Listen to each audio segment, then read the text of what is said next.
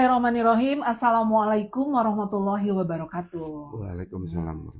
Halo Sobat Sejiwa Podcast. Jumpa kembali dengan kami di acara Rehat, Ruang Edukasi Hangat Saat Istirahat. Pada kali ini merupakan episode ke-54. Seperti biasa, acara ini disiarkan langsung melalui channel YouTube, Instagram, dan TikTok Rumah Sakit Jiwa Provinsi Jawa Barat. Nah, Sobat Sejiwa, untuk saat ini, izinkan saya, Dian Ratnaningsih Eskepnes, kali ini akan ditemani oleh seorang narasumber yang spesial dan tentunya sangat mumpuni dan expert di bidangnya. Siapa dia? Beliau adalah Dr. Yun Setiawan, SPKJ, subspesialis adiksi konsulen. Ya, Selamat siang menuju sore, Dok. Siang, Ibu. Apa kabar? Alhamdulillah sehat. Alhamdulillah sehat ya, Dok ya. Alhamdulillah. Ceria sekali hari ini tentunya. Baik, Sobat Sejiwa, di era digital saat ini, kita sering mendengar dua masalah yang semakin mempengaruhi kehidupan masyarakat, terutama generasi muda. Apa itu? Itu adalah narkoba dan maraknya judi online. Keduanya sering dianggap berbeda, tetapi sama-sama dapat menyebabkan ketergantungan, mengganggu kesehatan jiwa, merusak hubungan sosial, bahkan menghancurkan masa depan seseorang. Lalu, bagaimana sebenarnya proses seseorang bisa mengalami kecanduan? Apakah judi online bisa sama berbahayanya dengan narkoba? Dan bagaimana caranya mengenali tanda-tanda adiksi sejak dini? Nah, untuk membahasnya, kali ini di episode 54 Rehat kita kali ini akan membahas tuntas tentang tema narkoba PS judi online. Nah, mana yang lebih sulit untuk dilepaskan? Nah, baik, Dok, kalau dulu kita sering dengar istilah kecanduan itu identik dengan narkoba. Tapi sekarang muncul juga masalah kecanduan judi online nih, Dok. Sebenarnya apakah keduanya punya hubungan nggak sih dari sisi kesehatan jiwa, Dok? Oke. Baik, terima kasih. Pertanyaan yang sangat bagus. Iya, Dok. Judi online atau judi adiksi perilaku ya, yang sekarang sangat marak. Kemudian adiksi zat atau narkoba sama-sama merupakan kerusakan otak. Nah, maka baik adiksi narkoba atau adiksi zat atau adiksi perilaku itu udah dikategorikan adalah suatu adiksi atau kecanduan. Dan dalam DSM-5 atau ICD-11 ya, dan ICD-11 itu mulai tahun 2022 itu bahwa adiksi perilaku, gaming disorder dan gambling disorder itu sudah dimasukkan ke dalam ICD-11 dan DSM-5 itu kategori kecanduan. Jadi sama-sama adiksi. Sama-sama adiksi ya, Dok ya. Ya. Oke, nah masih banyak yang beranggapan nih, Dok, bahwa judi online itu tidak berbahaya karena tidak melibatkan zat seperti narkoba gitu, Dok. Nah gimana, Dok, dengan tanggapan seperti itu? Betul. Emang adiksi perilaku atau judi online, adiksi game itu tidak ada zat yang dikonsumsi. Iya, betul. Tetapi kerusakan pada sel otaknya itu sama. Area otak yang kena atau area otak yang rusak akibat adiksi tersebut sama-sama, yaitu kalau kita belajar biologis itu di area prefrontal cortex. Tuh, sama-sama merusak itu. Dan area prefrontal cortex-nya itu yang bagian kiri. Nah, di mana di situ ada hipokampus, terus ada yang fungsinya untuk stop system, di mana kalau hipokampusnya sudah terkena, emosinya terganggu juga. Iya. Nah, stop systemnya juga terganggu sehingga sulit untuk mengendalikan. Gitu. Jadi sama-sama kerusakan otak, sama-sama penyakit otak dua-duanya. Sama-sama. Walaupun tidak ada zat yang dikonsumsi. Tidak ada nah, begitu ternyata ya dikira teh udah ini mah nggak ada hubungannya dengan zat adiktif gitu. Jadi nggak masalah. Oh, ternyata sama aja ya. Kerusakannya, adiksinya dan sebagainya sama aja. Nah, sekarang, Dok, Sebenarnya apa sih yang terjadi di otak sampai sesuatu itu yang awalnya coba-coba itu bisa menjadi suatu kecanduan nih, Dok? Oke. Mm-mm.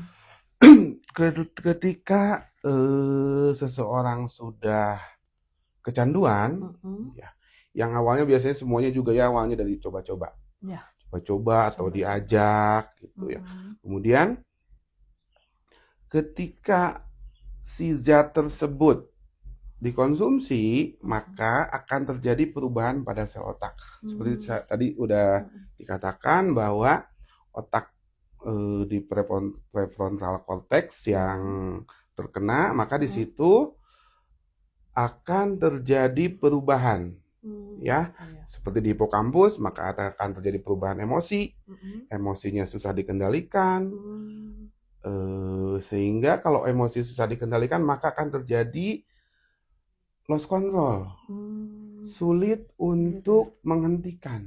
Ya. Gitu. Itu terjadi pada dua-duanya, baik adiksi zat atau narkoba, Iya. atau adiksi perilaku yang sekarang tambah marak itu judi online ya. Iya. Gitu. Judi online. Terus Dok, kalau hubungannya dengan, saya pernah dengar nih Dok, ada juga yang katanya kecanduan film-film dewasa. Itu juga Oke. sama ya Dok ya prosesnya? Ya itu adiksi perilaku juga ya. Sama juga ya? Pornografi itu masuk Ya, juga, termasuk pornografi, juga. betul. Gitu. Mhm. Tapi Mhm. itu sebenarnya udah dari lama. Nah, Mhm. tapi yang paling banyak sekarang itu yang mengkhawatirkan kita itu judi online itu.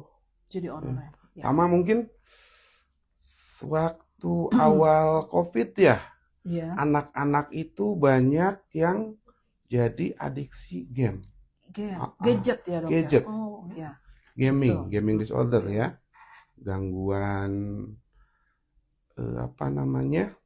gangguan untuk main game terus-menerus, susah Iya. dikendalikan. Iya. Sampai banyak kan orang tua yang membawa anaknya ke psikolog, psikiater karena sulit Iya. menghentikan. Iya. Sehingga kalau dihentikan itu bukannya nurut, tapi emosi. Emosi. Oke. Sampai karena kan waktu itu kan belajarnya daring, ya. Atau anak itu yang tadinya belum pernah pegang HP, Iya. ketika pegang HP, kemudian membuka bukan situs, game lah, ya, maka akan keterusan. Karena pada anak itu seperti kita ketahui adalah si prefrontal cortex-nya itu belum sempurna, sehingga pengendaliannya itu sulit. Beda dengan orang dewasa. Gitu. Ternyata lebih berbahaya anak-anak ternyata ya Dok ya kalau begitu ya. Maksudnya dalam hal untuk mengembalikan untuk supaya lebih terkontrolnya itu lebih sulit anak-anak gitu ya. Karena si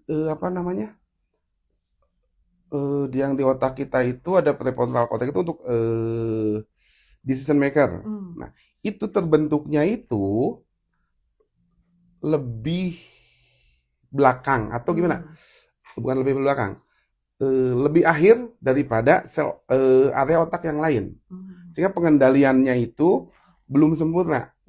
Pengendalian sempurnanya itu di usia 21 tahun. 21 baru itu sempurna. Maka pada pecandu yang dini, usia dini itu perkembangannya itu akan lebih masif. Karena pengendalian yang tadi loss gitu. Dibanding dengan orang dewasa. Iya. Nah, ibu-ibu hati-hati loh yang punya anak kecil, jangan sampai anak-anaknya dibiarkan main gadget terus-menerus. Berarti ini kecanduan yang perilaku itu ternyata banyak sekali ya Dok ya. Sangat ini banyak. Kita membahas judol dulu nih, karena yang lagi marak-maraknya sekarang judol ya Dok ya. Nah terus Dok ya, kalau kecanduan itu pasti setiap orang juga pernah mengalami ya. Ada yang namanya ingin lagi, ingin mencoba kembali gitu ya. Tapi kapan sih sebetulnya seseorang itu dikatakan benar-benar kecanduan gitu ya? Apakah kalau sering main judi online atau pakai narkoba langsung disebut kecanduan? Berapa kali tuh misalkan kriterianya ketika seseorang mengulang-ulang kembali? Ketika seseorang didiagnosis adiksi, apapun itu, adiksi perilaku atau adiksi zat, itu harus memenuhi kriteria yang dicantumkan pada DSM-5 yang sekarang dipakai itu ya, Apa atau tuh, Dok? ICD-11. Hmm. Ada 11 kriteria. Hmm. Nah, dari 11 itu ada ringan, sedang, berat. Hmm. Nah, yang masuk pada kategori ringan aja dulu ya. Ya. Ringan aja udah disebut adiksi. Yaitu 2 sampai 3 dari 11 kategori tadi. Nah, salah satunya pertama, keinginan terus-menerus mengkonsumsi zat, Ya. atau pada perilaku itu keinginan terus-menerus melakukan aktivitas judi atau main game. Yang kedua, pernah atau seringkali untuk berhenti mengkonsumsi zat, atau untuk berhenti main judol ya, atau game, tetapi gagal.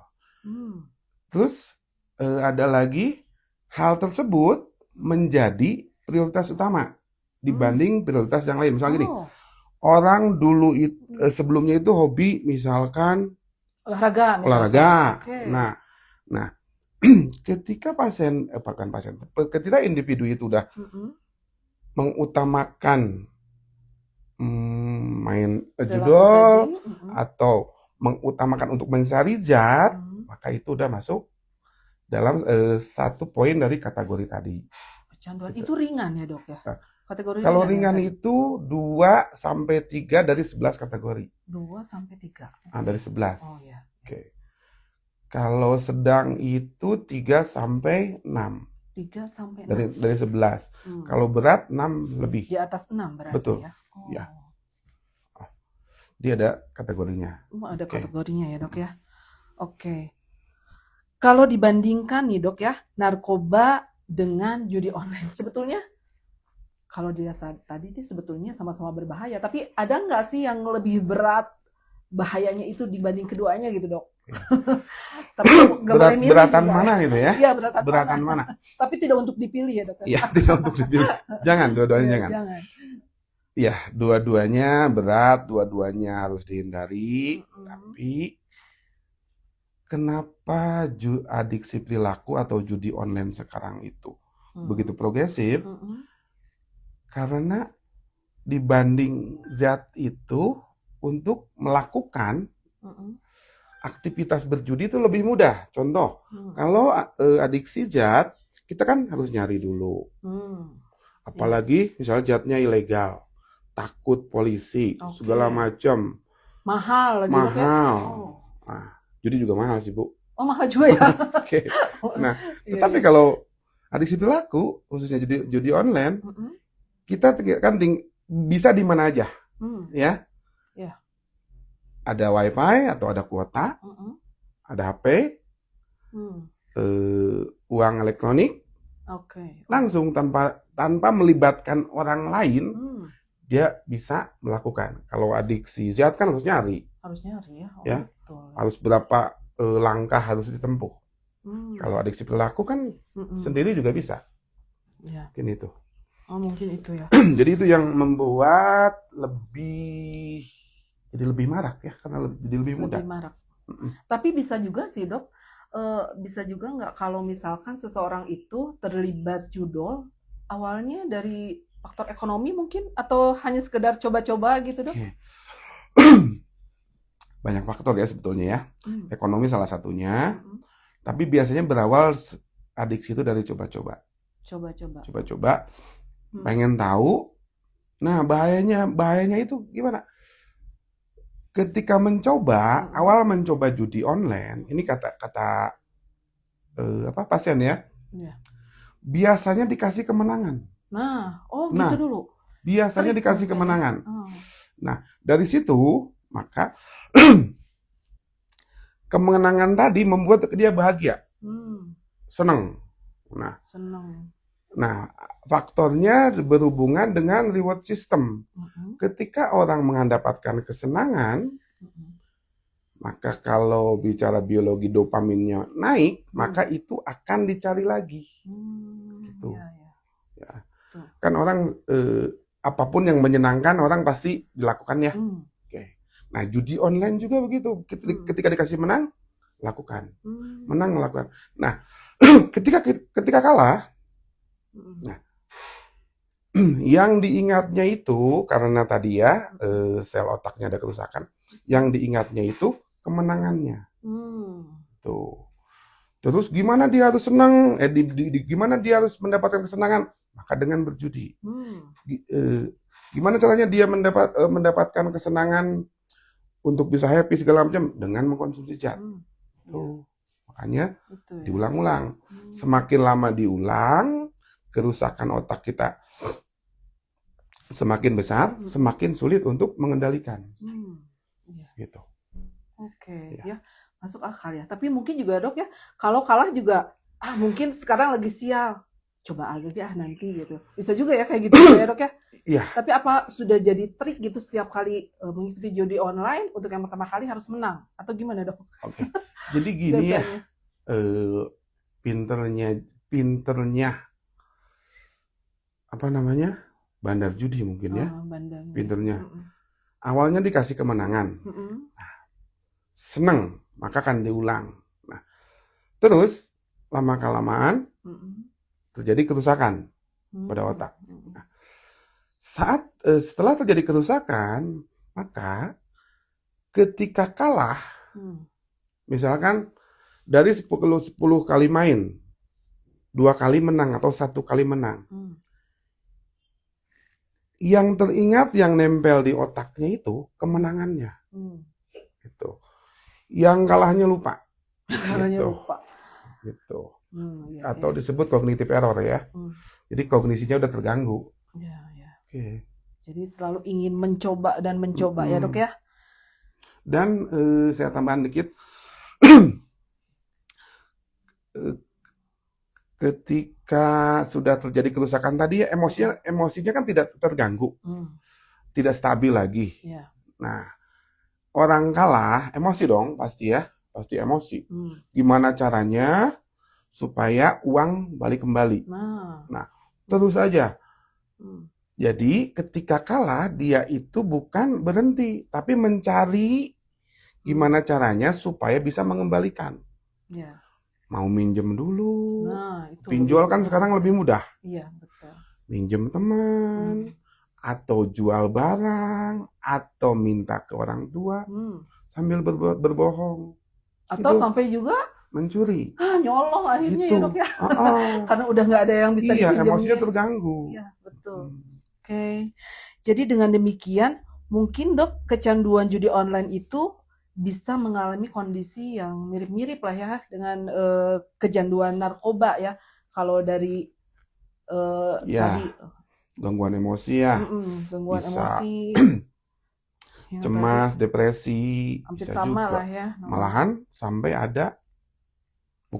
banyak juga yang sampai keinginan untuk mengakhiri hidup. Nah, saking banyaknya utang mungkin ya dok ya. Iya, utang makin dalam. Makin depresi. Makin depresi. Oke. Nah, seringkali seseorang dok nih mengatakan bahwa ini mah hanya main judi online saja, hiburan gitu. Lalu kapan sih sebuah hiburan itu menjadi sebuah masalah yang perlu diwaspadai? Yang tadi mungkin ya dok ya, yang sudah dijelaskan ya. Yang tadi yang kriteria diagnosa ya. Yang sudah ada mengganggu aktivitas lain, menjadi hal utama. Terus walaupun dia menyadari udah terjadi kerugian atau kerusakan pada fisik dan psikologis, tapi masih terus melakukan. Finansialnya udah rusak, tapi masih terus melakukan. Oke. Nah dok, sekarang berhubungan dengan kesehatan jiwa nih dok nih. Apakah dampak kecanduan narkoba dan judi online nih terhadap kesehatan jiwa seseorang? Gimana nih? Dampaknya tentu ya. Fisik, psikologis, ya, sosial. Fisik, psikologis, sosial. Fisiknya, kalau adiksi zat jelas, ya. Tadi sel otaknya rusak, area otaknya rusak, jadi penyakit otak ya kan. Kemudian fisik tentu itu mengkonsumsi zat kimia sampai kalau di Bandung itu mungkin kan banyaknya adiksinya benzo ya. Oh ya. Ada yang sehari, hitungannya bukan lagi di tablet, Hmm. selembar, 2 lembar, Oh. coba. Gimana organ tubuh kita. Iya. Terus sosial, hubungan dengan keluarga, Hmm. ya. Terus kalau adiksi eh, judul tadi, dia akan lebih menyendiri Hmm. karena asik di kamar, Hmm. ya. Terus ketika orang tuanya ngajak apapun, ya, kegiatan apa, rekreasi aja, dia udah Hmm. menolak. Menolak. Karena lebih asik melakukan kegiatan tadi. Oke. Judi online Judi tadi. online. Iya. Hubungan dengan teman, kerabat, segala macam. Terus dikatakan juga ya, banyak penelitian, dampak dari adiksi zat Hmm. minimal 5 orang terdekat Hmm. akan terdampak. Oh. Kalau adiksi perilaku judol lebih banyak lagi, 6 minimal. Oh, 6. 6. Siapa tuh tambahannya, Dok? Dari 5 jadi 6. Ya, Yang 5 siapa, Dok? anak, Anak, istri, Oke. orang- pasangan pasti ya, keluarga terdekat, Oke. apalagi ya? Tetangga mungkin yang diutangin, Oh, tetangga yang mungkin di yang terganggu dengan aktivitas dia, misalkan adiksi zat, Hmm. kan tetangga ngelihatnya juga terganggu. Hmm. Coba Iya. diajak komunikasi sulit, Iya. kalau ada sesuatu misalkan sulit dilarang, itu. Ini juga yang terjadi dengan kasus yang viral saat ini ya, Dok ya. Yang mana tuh? Kasus penyekapan itu kan, notabene dia itu kan pecandu juga katanya ya, Dok ya. Yang baru-baru ini ya? Iya, yang baru-baru ini. Nah, itu salah satu bukti ya. Mungkin Tidak mungkin ya, nggak tahu kan, belum ada keterangan ya bahwa dia itu mengkonsumsi apa aja, tapi si tersangka itu ngakunya konsumsinya alkohol. Ya. Sering mengkonsumsi alkohol. Untuk judol dan zat-zat lain belum kegali ya sama polisi ya. Pengakuannya baru itu. Oke, Dok. Nah, sekarang kalau misalkan ada anggota keluarga yang mengalami kecanduan nih, biasanya sebagai anggota keluarga itu kita harus bersikap bagaimana nih, Dok, menghadapi anggota keluarga yang begitu?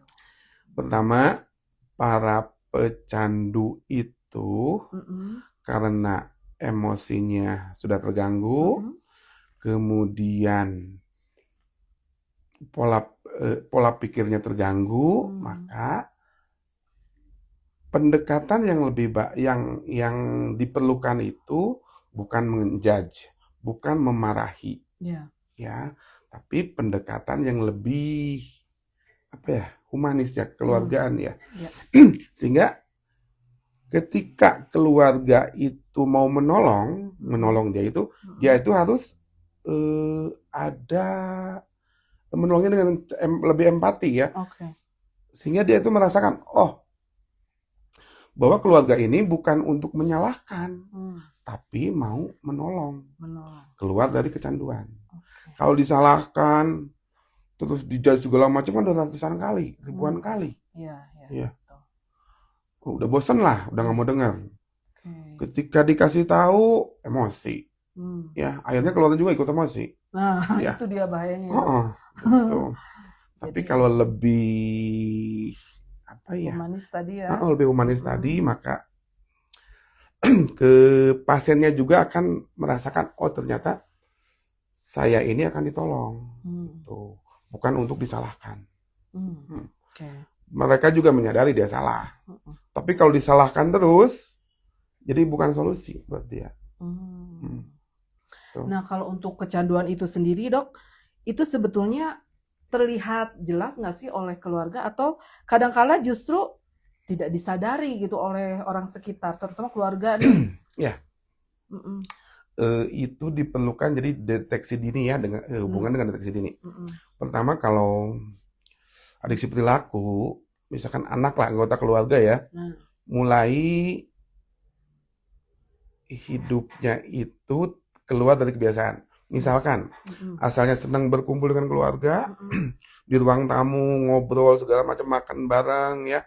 Jadi, tidak mau diajak untuk rekreasi. Ya. Kemudian, sering di kamar. Nah, Kemana-mana pegang HP. HP. Oke. Kamarnya dikunci. Ya, oke. Jadi kalau anak kamarnya dikunci, pegang HP, kita mesti waspada. Apa yang dilakukan? Kan nggak salah juga ya kalau orang tua mengetahui kegiatan anak, kan nggak salah juga. Iya, betul, Gitu. betul. Ya kalau adiksi zat, keluarga akan mengetahuinya ada selain tadi ya, menyendiri, terus emosinya berubah, kemudian apa namanya? Tadi menyendiri, emosinya berubah, kemudian ada kalau zat itu perilakunya berubah. Perilaku. Ya. Walaupun awal-awal, pasti keluarga itu kan nggak mengetahui dari kecil ya, dari kecil mengetahui anak di perkembangan anaknya, kok jadi ada berubah. Nah, Jadi itu lebih temperamental nggak sih, Dok? tergantung zat yang dikonsumsi. Tapi kalau adiksi perilaku, pasti emosi terganggu itu pasti lebih temperamental, lebih sensitif. Saya boleh minum, Bu, ya? Oh, boleh, silakan. Wah, luar biasa ya kalau bicara tentang adiksi ini, karena kita juga kan, Dok, ya di rumah ada anak yang sehari-hari juga kalau saya perhatikan sih, tadi agak-agak ada yang mirip nih dengan yang dokter katakan tadi nih, ada yang banyak di kamar gitu ya, kamarnya dikunci ya. Aduh, jadi was-was juga nih. Tapi yang saya tahu sih, Dok, memang yang anak-anak zaman sekarang itu ya nggak bisa lepas dari game ya, Dok ya. Betul. Jadi memang game itu kemana-mana, bahkan, Dok, yang sekarang game apa tuh namanya yang nggak bisa diganggu sama sekali, Dok. Jadi itu yang bikin mereka marah. Kalau kita telepon terus mereka sedang dalam kondisi main game, itu yang ada kita malah dimarahin sama anak kita. Dimarahin ya. Iya, memang begitu, Dokter. Tapi ketika saya sharing gitu ya dengan teman-teman saya juga, ternyata anak-anaknya juga hampir sama tuh, Dok. Nah, apakah memang kondisinya yang sekarang ini memang sejauh itu bisa dikatakan normal gitu, Dok? Atau gimana ya, Dok? Karena memang susah. Katanya sih, ya justru kalau nggak seperti itu, justru aneh katanya. Kok yang lainnya udah biasa seperti itu, yang anak yang ini enggak gitu. Nah, itu sebetulnya gimana, Dok, menyikapinya? Ya kita kan tahu ya, anak itu punya peran, punya tugas ya. Tugas anak misal belajar, ya, sekolah segala macam. Kemudian, nah, waktu untuk belajar, untuk kewajiban anak itu jangan sampai waktunya kalah oleh main game. Nah, jadi kita nggak salah juga dan tidak boleh mentoleransi bila udah terlihat anak itu berubah, di mana ketika sedang main gadget, kita ajak ngobrol, ajak makan, atau makan apa ya, olahraga mau kemana, anak lebih asik itu untuk main game. Itu sudah menjadi warning ya. Oke, hati-hati. Tidak bisa dibiarkan, nggak bisa ditoleransi gitu. Harus diberi edukasi gitu. Sebagai orang tua kan tentunya punya hak dan kewajiban juga untuk itu. Kalau dibiarkan kan tadi ya, anak itu belum lengkap, pertumbuhan pada sel otaknya belum lengkap untuk stop system dan decision maker, maka akan merasa sulit untuk menghentikan gitu. Ya, yang tadi ya, Dok, ya. Ya itu tugas orang tua tentunya, ya, memberikan edukasi. Ya. Edukasi ke anak, terutama anak remaja nih, Dok ya. Betul. Nah, Dok, untuk mengetahui biasanya sih untuk anak-anak di umur berapa kecenderungan untuk coba-coba baik itu menggunakan zat ataupun judol gitu, Dok. Biasanya ada nggak penelitian? Biasanya di Rentang usia berapa tuh Oke. mulai ada keinginan untuk coba-coba gitu? Kalau mulainya itu biasanya dari remaja awal. Remaja awal tuh Kalau sekitar zat mm, ya. Tapi zat ya. makin ke sini Mm-mm. lebih maju lagi, apalagi adiksi perilaku lebih maju lagi kan dari game. Mungkin Mm-mm. anak itu dari game lah awalnya, Hmm, ya, yang gadget, iya. main game, eh, yang penting anteng, Nah, ya, ibunya yang penting anteng, mm, nggak ganggu kerjaan. mm, Semua game kan juga asik, iya, ya, menyenangkan. iya. Maka kan terus menerus. Hmm, Gitu. Kalau adiksi zat itu pada remaja awal, hmm, udah mulai bergaul ya dari temennya, iya. coba-coba, ternyata menyenangkan, akhirnya keterusan. Hmm. Tuh. Iya dok, karena seringkali kita lihat nih ibu-ibu muda yang masih punya anak balita, biar nyantai, biar bisa kerja ngurusin rumah gitu, akhirnya Heeh. dikasih lah tab atau HP Heeh. gitu. Nah tapi nggak apa-apa katanya, ada ini mah yang dilihatnya juga film edukasi gitu. Nah kalau seperti itu gimana nih dok? Film edukasi. Edukasi biasanya kan kartun, tapi ada edukasinya. Misalkan belajar berhitung sambil mengenal nama-nama binatang seperti itu. Mm-mm. Nah, itu kan cenderung asik Kalau dok, itu kan positif, positif. asik juga Asik ya. juga, Oke. iya. Tapi waktunya itu, Bu. Nah, waktunya berarti Waktunya. ya Gitu. yang Jangan harus. sampai kegiatan tadi menjadi hal prioritas utama mengalahkan kegiatan yang lain yang Ya, merupakan kewajiban itu anak. oke ya. Jadi bukan salah, tapi bagaimana kita mengatur waktunya supaya tidak cenderung terus-menerus anak-anaknya jadi nggak mau interaksi dengan yang lain, akhirnya anteng gitu ya dok ya Iya. dengan gadgetnya. Oke. Nah dok, ini tidak jarang keluarga merasa marah, kecewa, bahkan putus asa. Nah, apa yang perlu dipahami keluarga mengenai kondisi adiksi nih agar dapat memberi dukungan yang tepat untuk anggota keluarga kita ya? Pertama ya, ketika anggota keluarga mengenali bahwa ada anggota keluarganya yang terindikasi adiksi, ya, tadi pertama tidak boleh selalu menyalahkan, menjudge, tidak boleh. Nah, memberikan edukasi, Ya. kemudian selanjutnya penanganannya itu mencari atau berobat ke profesional yang tepat. Yang tepat. Iya. Oke, jadi seperti itu. Dok, rupanya ada pertanyaan ya, sudah ada pertanyaan yang masuk, bisa dibacakan? Dari Mundiari. Dok, obat dari psikiater itu bikin ketergantungan nggak dok? Itu banyak pertanyaan ya. Pertanyaan seperti itu sangat banyak. Iya. Jadi obat yang diberikan psikiater itu ada zat adiktif, ada bukan. Ya. Nah, kalau zat adiktif pasti akan membuat ketergantungan. Tapi psikiater akan memberitahu bahwa ketika yang diresepkan zat adiktif, maka dia akan kasih tahu di penggunaannya bagaimana, sampai kapan. Tidak boleh terus-terusan. Dan dosis lama-lama harus berkurang. Tapi lebih banyak juga zat non-adiktif atau obat non-adiktif. Itu tidak akan menyebabkan kecanduan. Kayak seperti gini nih. Pasien gangguan jiwa berat. Schizofrenia ya, contohnya kan. Dia itu harus minum obat terus-menerus. Ya, oke. Apakah itu kecanduan? Bukan. Kriteria adiksi itu yang utamanya itu ada 3. Pertama, craving. Maka pasien itu akan minum atau mencari obat tersebut. Ya. Ingin terus. Ya. Kalau pasien gangguan jiwa, itu kan malahan kalau nggak dikasih sama keluarga kan nggak mau. Iya, ya. Betul. Kedua,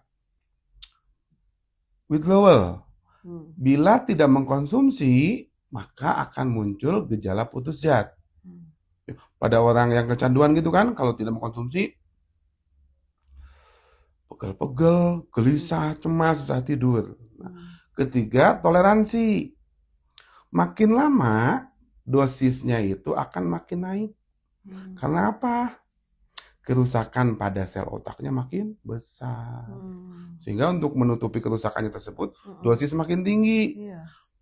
Dengan dosis makin tinggi, sebaliknya adalah makin besar kerusakannya. Untuk menutupi kerusakan, misalkan gangguan cemas.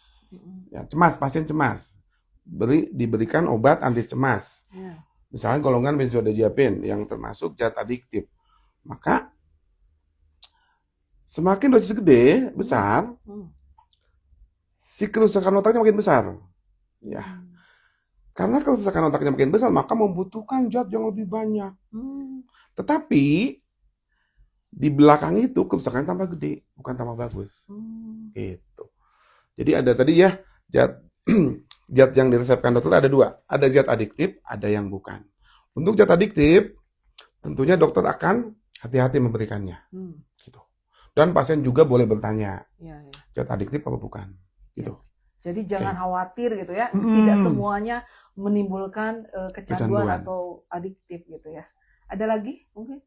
Ada dok. Ada teman saya yang tertipu saudaranya karena saudaranya kena pinjol dan tersangkut judi online juga. Tapi di luar dia terlihat kuat mentalnya. Tapi saya kasihan dok melihatnya. Apa yang harus kita lakukan? Takutnya dia oke penampilannya di depan, tapi sakit hati di dalamnya. Jadi ini korbannya itu diutangin pinjol. Dihutangi pinjol sama saudaranya. Yang judol bukan? Pinjol dan pinjol. Oh, ini di Judol kalah, terus pinjam gitu. Jadi Pinjam. ada orang yang ditipu sama saudaranya akibat pinjol dan saudaranya yang pinjol, ya, yang judol ya. pakai nama orang tersebut. Iya. Nah, ini temannya ngelihat orang ini di luar mah dia kuat nerima gitu-gitu, tapi temannya ini kasihan ngelihat temannya. Apa yang harus Temannya dilakukan? yang judol. Temannya yang tertipu sama saudaranya. Apa yang harus dilakukan? Tapi tapi kan temannya itu bukan adiksi judol kan? Bukan, tapi dia yang terlilit hutangnya. Karena pinjam nama itu gitu ya. Saudaranya pinjam nama dia. Apa yang Jadi harus pinjam dilakukan oleh Teman lingkungan sekitarnya mungkin dok. yang terlilit hutang? Iya. Jadi yang bukan kecanduannya ya kalau itu Pak Dok. Biar tidak jatuh ke dalam depresi berat mungkin. Jadi gimana caranya gitu Dok? Ya. bukan untuk apa? Yang judulnya ya, bukan ya? Tapi Bukan, untuk yang temannya. tuh itu kan Yang tadi juga disalah. dibilang ya, ketika orang adiksi judol maka 6 orang Nah itu terdekat termasuk yang ke-6 kayaknya. akan terdampak. Salah satunya itu. Iya. Iya, Iya betul. ya, yang mengutang kan dia. Iya. Berarti yang harus membayar juga dia. Iya. Karena pinjam nama dia dong. Betul. Akhirnya jadi depresi. Gimana dong? Kalau tadi yang ngechatnya mau bantu ya silakan dibantu. Material dan imaterial mungkin penguatan. Ya. Dok, kalau ada orang yang terlibat judol dan pinjol itu tidak mau direhab, gimana dok? Oke.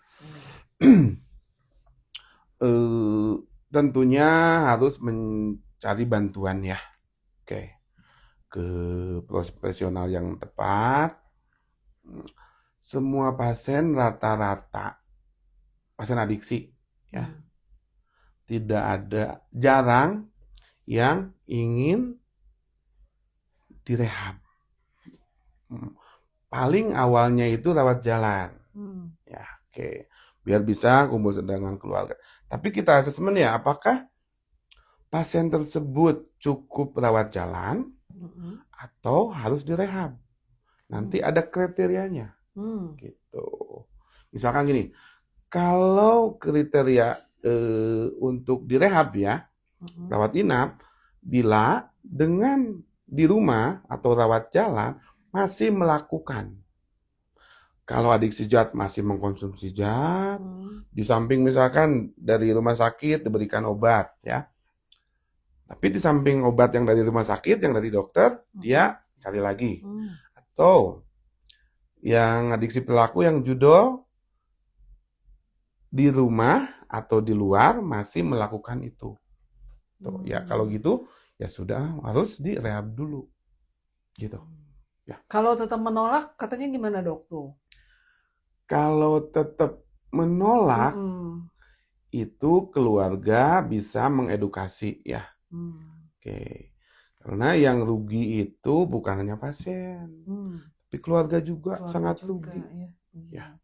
Jadi tadi teh dok kembali ke pendekatan yang humanis teh dok ya. Betul. Bagaimana caranya supaya Uh-uh. mengerti, paham akan kebutuhan rehabilitasi tersebut. Gitu. Minimal dibawa aja dulu untuk minta Hmm. pertolongan pada profesional. Ya. Gitu. Lanjut ada lagi ya? Dok, kalau adiksi perilaku, judol, dan pinjol, apa bisa dirawat inap di RSJ?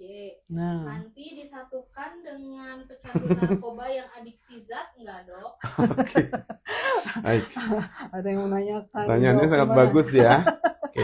Sekarang kita di RSJ itu sudah membuka layanan rawat inap untuk adiksi perilaku. Judol. Ya. Oke. Tadi kan pertanyaan pinjol dan judol. Sebetulnya kalau pinjol itu bukan adiksi.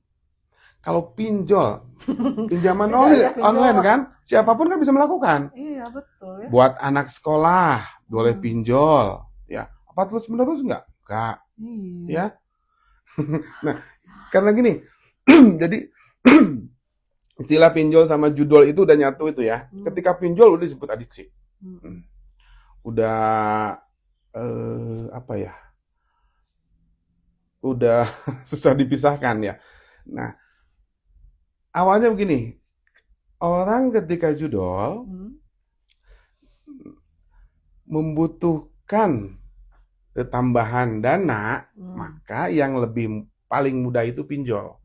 Maka setelah terjadi adiksi judol, dia akan minjem terus ke pinjol, beberapa pinjol. Gitu.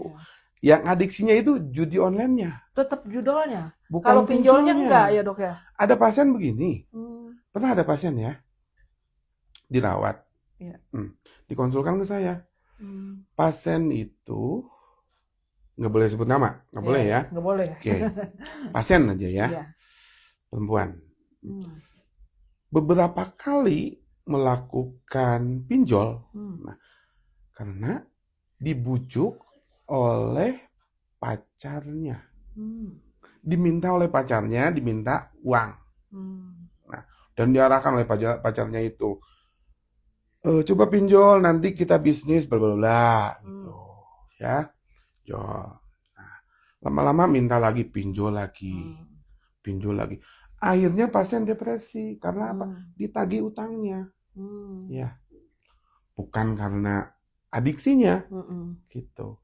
Dia tidak, ketika laki-laki tadi tidak minta uang, dia nggak akan melakukan pinjol, akan minjam, gitu. Harus dibatasi ya. Jadi pinjol, judol adiksi. Kalau pinjol, pinjaman namanya juga minjam ya. Siapapun boleh. Saya juga boleh aja pinjol kan? Iya. Kalau kepepet saya pinjol bisa. Jadi mungkin dok bisa dikatakan bahwa pinjol itu adalah dampak dari judol mungkin ya. Dampak. Karena kan perlu dana. Ya apalagi kan? Tambah terus. Menang, pengen nambah lagi, pengen dapat lagi yang utang lebih makin gede banyak. Pinjol lagi. Semoga dengan pinjol yang ini bisa judolnya menang, padahal kalah terus, kalah lagi. Bisa bayar gitu loh. Akhirnya pinjol lagi. Dampaknya keluarga kan ditagi-tagi, diteror gitu. Ada lagi? Wah banyak nih dok, ternyata menarik perhatian nih untuk tema kita kali ini. Dok, anak saya anxiety, terus ke psikiater, malah dikasih obat buat pecandu narkoba. Ini dokter kenapa ya dok? Obat pecandu narkoba apa? Anxiety, cemas ya. Oke. Diberikan obat untuk pecandu narkoba katanya. Obatnya apa ya? Obatnya apa? Mungkin obat zat adiktif, ya. Oke. Nah, banyak juga, betul ya. Salah satu obat untuk gangguan cemas itu zat adiktif. Ya. Oke, contohnya golongan benzodiazepin ya yang sering kita kenal ya. Tapi itu bukan satu-satunya modalitas untuk terapi kecemasan. Ya. Oke, ada modalitas lain ya. Misalkan dengan psikoterapi, dengan obat juga bukan zat adiktif tadi yang bukan golongan benzo juga bisa. Ya. Oke. Dan tentunya kalau berobat ke psikiater, ya psikiater itu pasti akan menjelaskan lah.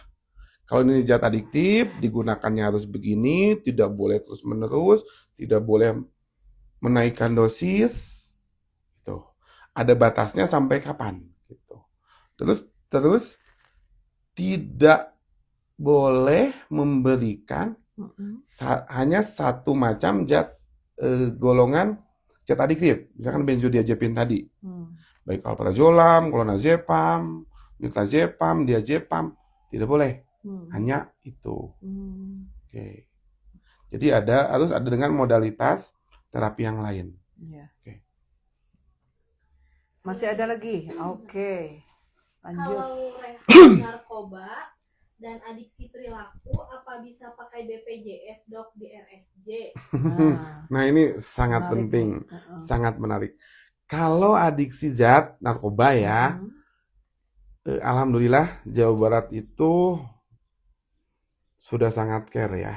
Pertama kalau dari Kemenkes dengan IPWL, yang BPJS-nya PBI ya, PBI. Bantuan bisa tadi lapor ke BNN, nanti dirujuk dengan jadinya pembiayanya IPWL untuk yang BPJS-nya PBI. Nah, Jawa Barat ada keistimewaan untuk yang BPJS-nya Mandiri.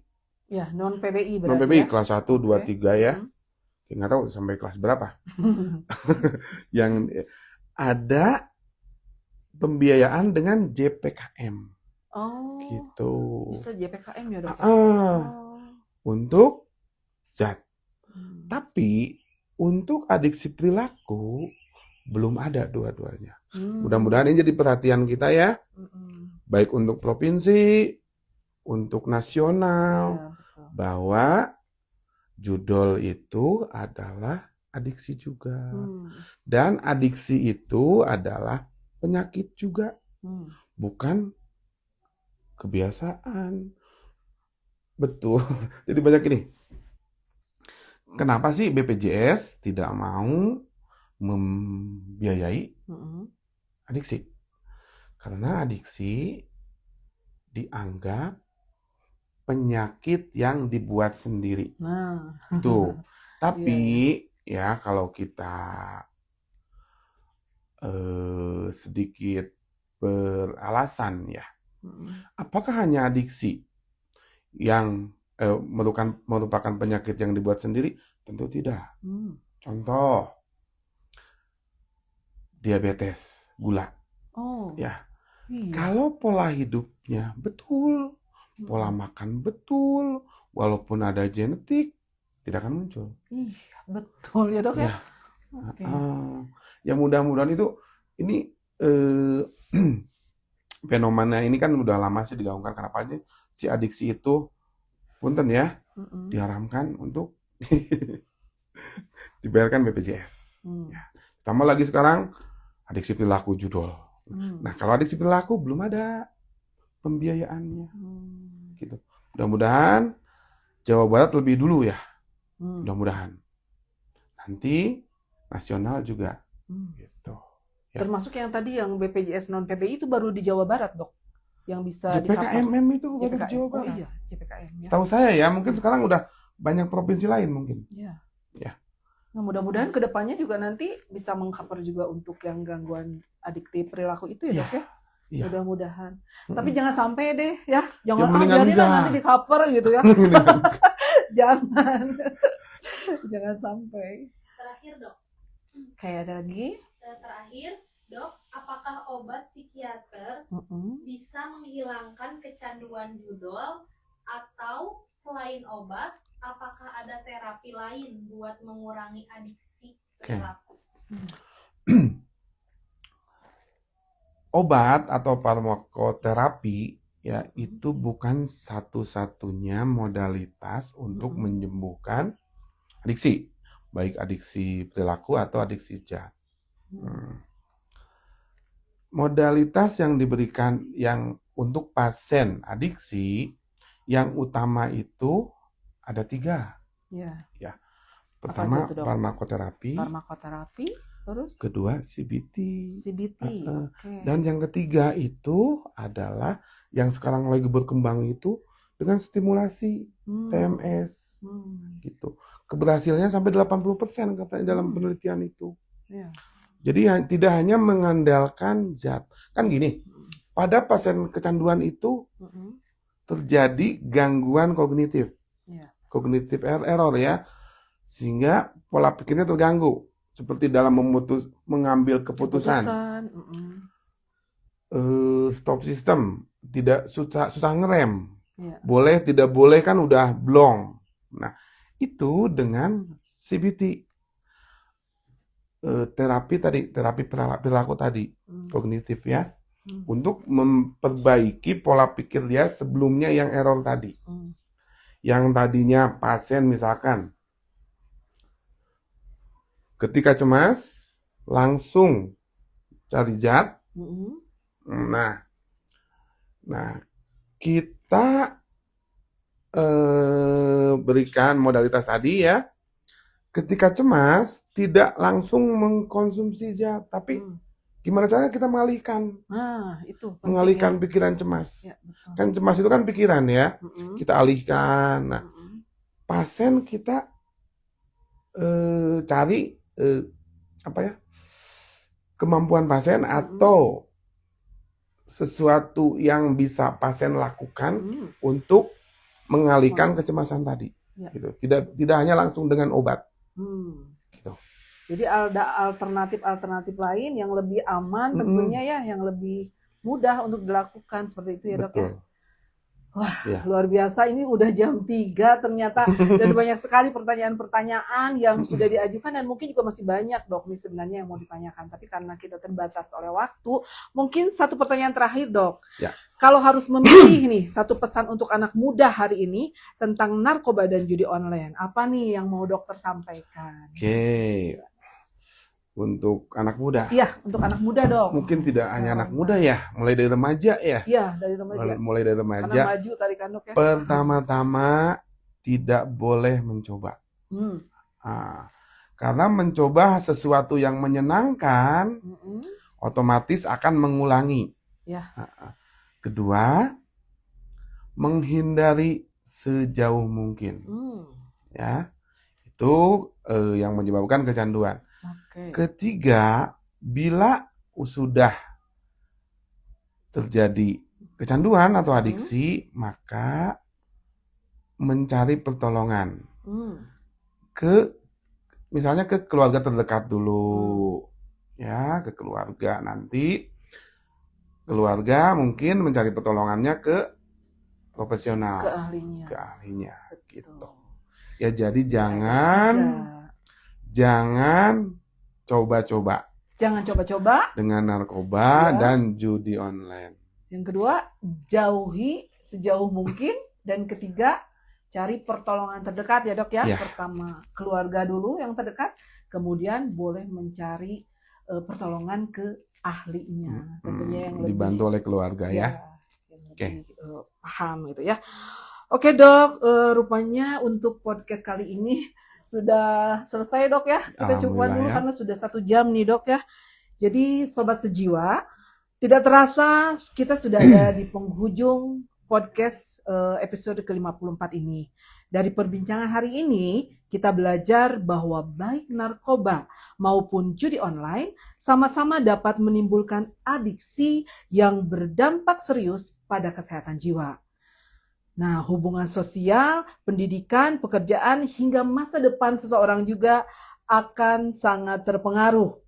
Kecanduan bukan sekedar persoalan kemauan tadi ya, atau kelemahan pribadi, tetapi merupakan kondisi yang memerlukan pemahaman, dukungan, dan penanganan yang tepat. Baik, saya Diana Taningsih dan juga narasumber Dr. Yun mengucapkan terima kasih atas perhatiannya. Mohon maaf apabila ada kekurangan. Wabillahi taufiq wal hidayah. Wassalamualaikum warahmatullahi wabarakatuh. Salam sehat Waalaikumsalam jiwa. warahmatullahi wabarakatuh. Dadah.